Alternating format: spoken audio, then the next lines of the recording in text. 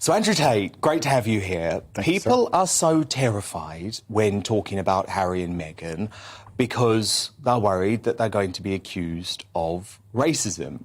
You're clearly not worried about that. No, I'm not worried about that. I refuse to live in an absolute fantasy, and people are dodging around the true issue.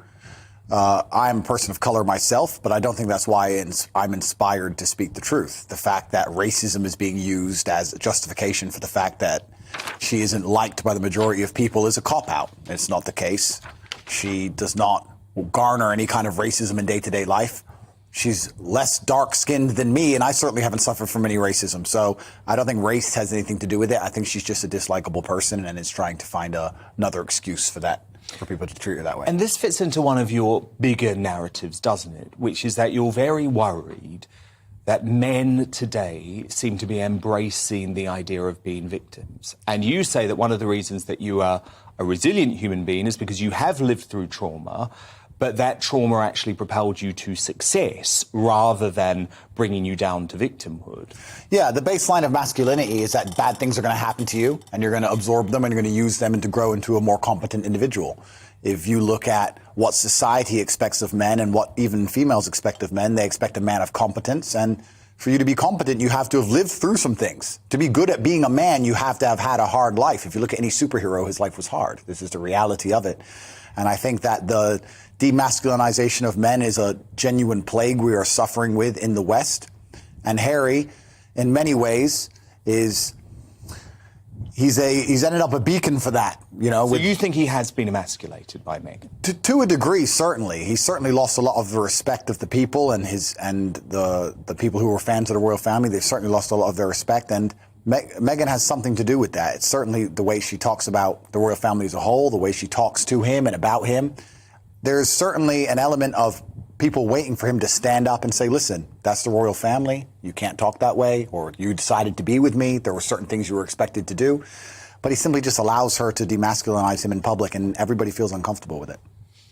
People also feel uncomfortable now to have conversations about race because it's so easy for the MSM to accuse you of racism. Now, I grew up believing in a colourblind world, and that's what I was told at school, that we shouldn't actually obsess about someone's race. Now, if you sign up to that philosophy, you're described as being racist. And it feels to me like Meghan has really utilised that. Well, there are certain buzzwords. There are certain words you can hide behind in modern society which people are not allowed to challenge, and it allows you to have ideas inside of a vacuum where you can develop these narratives that are never directly contested.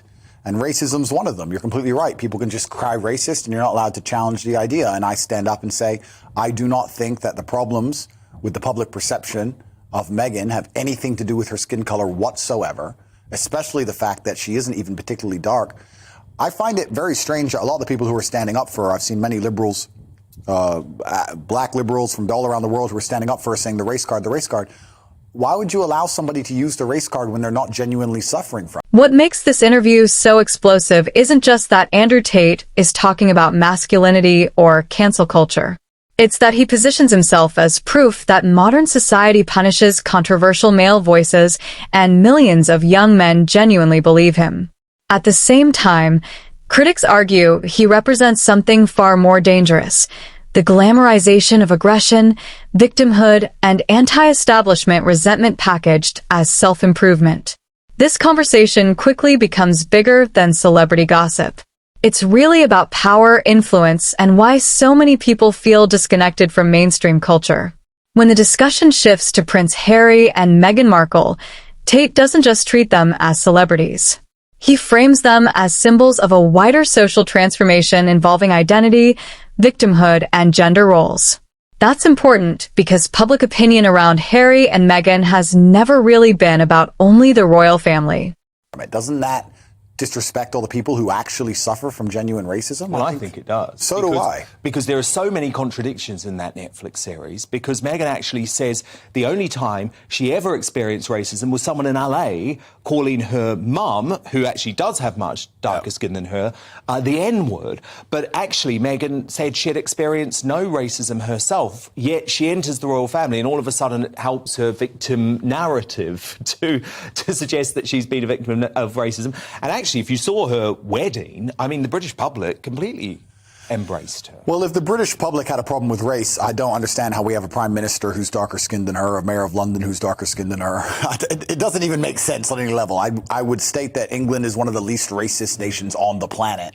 And this is one of the things that's kind of detrimental. The people who are obsessed with race and obsessed with racism, constantly calling it out, they in many ways speak it into existence, because most of us, like you said, like yourself, like myself, we don't see color. We treat people with respect. And if somebody's a likable person, they're a likable person. And if they're a dislikable person, they're a dislikable person. And their color has very little to do with it. It's just kind of ironic that nobody else wants to stand up and point out the glaringly obvious, that nobody looks at her and thinks, wow, look how dark skinned you are. So it's kind of incredible that this is the angle she's going down, and nobody else seems to want to mention it, and I don't understand why. Well, do you wonder if that is part of the phenomenon of Andrew Tate? Because remarkably now, actually, sometimes pointing out the bleedingly obvious, as you put it, is not possible in the MSM, is not possible on social media, where we have seen draconian restrictions on free speech over the past couple of years. Yeah, people are scared to say that water is wet. And then I come along and say water is wet, and everybody secretly agrees, and that's why I have such a massive fan base. But I'm pointing out the obvious, and you're right. It's kind of scary that they've manipulated society to a point where we're going to pretend we don't see things and ignore our own eyes because we're afraid to talk. It's kind of scary. I mean, this is an issue about race and the royal family, etc., but you can apply it to many different things where people saw things with their own eyes and were afraid to comment on it. And that's where you truly enter the realms of slavery, when you ignore your own senses because you're scared to speak up and say the truth. And I feel I'm in a semi-privileged position. They've attempted to cancel me. They have failed. I'm financially secure. And how did you do that? Because obviously for influencers these days, and obviously that means that you're one of these people who is very popular on social media, obviously you are reliant on these big tech platforms a lot of the time for your income. So how did you manage to subvert that when you were cancelled? The couple became a cultural battleground where people project their frustrations about race, media bias, privilege, feminism, and masculinity. Tate's criticism taps into a growing online belief that Harry abandoned traditional masculine expectations, duty, emotional restraint, and loyalty to family institutions in exchange for public vulnerability and media activism. But here's the deeper layer often missed. For younger audiences, Harry represents something unusual in modern royalty: emotional openness. To supporters, that makes him relatable. To critics, it makes him appear weak. And that exact disagreement reveals how divided society has become over what masculinity should actually look like. This is why debates around Harry and Meghan generate such intense reactions. People aren't arguing about two individuals anymore. They're arguing about the future definition of masculinity itself. What makes this interview important isn't whether you agree with Andrew Tate or completely reject him. It's that figures like Tate don't appear in a vacuum. They emerge during moments of social confusion, when millions of people feel distrustful of institutions, uncertain about identity, and hungry for answers. Yeah, I was very financially secure before I decided to go loud mainstream on these platforms, so I knew my finances were always secure. And when they tried to cancel me, unfortunately for them, I'd reached a critical mass where people understood what I was saying was the truth and what I was saying was genuinely good for society. And after the last 3 years living through the imaginary pandemic, I don't know if I'm allowed to say that, but I'm going to, the imaginary pandemic and all the other garbage, people are genuinely... Tell me what you mean by that. I mean by the fact that I'm not saying that COVID does not exist as a disease. I'm saying that when you control the semantics of situations and control the language, then you get to control how people react to them. If you say pandemic on repeat on the news, then people start saying pandemic. But as a whole, and I ask you this as a genuine question, did you see a pandemic? Not did you see people in masks, because people wore masks, fine. You saw the news, yeah, everyone saw the news. But did you see with your own eyes a pandemic? Did you see people collapsing in the street? Did you see hospitals overrun? Did you see ambulances running back and forth? No, you did not. You did not see a pandemic. A pandemic of disinformation coming from the mainstream media, and I think people are waking up to it, but I also actually feel very sorry for folk who still feel frightened, because you've still got the New York Times, you've still got the Independent newspaper, you've still got The Guardian, you've still got CNN pushing a narrative of fear. But this shows how important it is for them to teach us to ignore our own eyes. because you don't see a pandemic, but you still walk around and talk about a pandemic. Once they can convince you to ignore your own senses, then the slavery is complete. They no longer need to actually change reality. They can just tell you the sky is green and you will sit and you will comply. And that's what they're scared of. They're scared of people like me inspiring people to actually stand up and say, no, I don't see that, and I disagree with it. And my cancellation came at a point where people have lost a lot of faith in traditional media mechanisms. They've lost faith in traditional social media platforms. They might have helped you.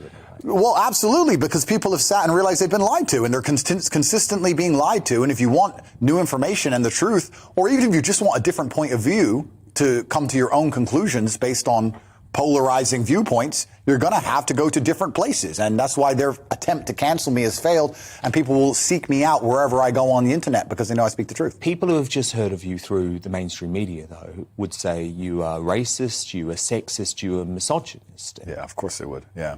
And that's the thing that's so crazy. It's kind of crazy, yeah, they call me racist. I'm mixed race to begin with. And yeah, it's weaponized virtue. If you have any kind of opinion on anything, you're going to have a degree of the population who's upset with your opinion. It doesn't matter if your opinion is the earth is round. There's people who out there who believe the earth is flat, and they're going to be genuinely upset with you. So once the mainstream media decides that you are a dangerous person because you inspire people to think, they're going to come along and they're going to weaponize virtue. They're going to choose a buzzword, racism, homophobic, misogyny, some buzzword that you can't argue against. They're going to take it, they're going to slap it on you, they're going to whip it up in the media machine and try and convince the world that you're somehow a dangerous person and you're a bad person and your ideas should be ignored. And they failed with me absolutely and utterly, and people are starting to realize that they simply lie. And now you're back on Twitter. You were telling me you left the platform when you were first banned with 88,000 followers. How many do you have after a couple of weeks? Yeah, I've been back 2 weeks now. I have 2.9 million, I think. So, and is that down to Elon Musk? Was he the person who let you back on? Yeah, and Elon is truly a hero of free speech, and he understands we were entering a draconian age of genuine. It was genuinely scary where we were heading, and now I start to feel like there's some hope. We're putting a crack in the matrix and a crack in the dam, and I think a lot of people are fed up with having ideas forced down their throat. But it's important that we stand up and talk about these things because it's happening on every level, even from the World Cup to this pandemic to ignoring the imaginary race card in Netflix documentaries. There are so many people not pointing out obvious things in the world that it's getting pretty scary to live in this false reality. We need people to just stand up and say, no, this is absolute garbage. Andrew Tate, so great to have you. Thank you, friend. Here today. Thank you very much. And the uncomfortable reality is this. The more society tries to silence controversial voices without addressing the frustrations that made them popular in the first place, the stronger those voices may actually become. So, here's the question. Is Andrew Tate a symptom of a deeper cultural crisis, or one of the people making that crisis worse? Let me know your thoughts in the comments below. And if you want more deep dive commentary breaking down the biggest cultural conversations shaping the internet today, subscribe and turn on notifications because this debate is far from over.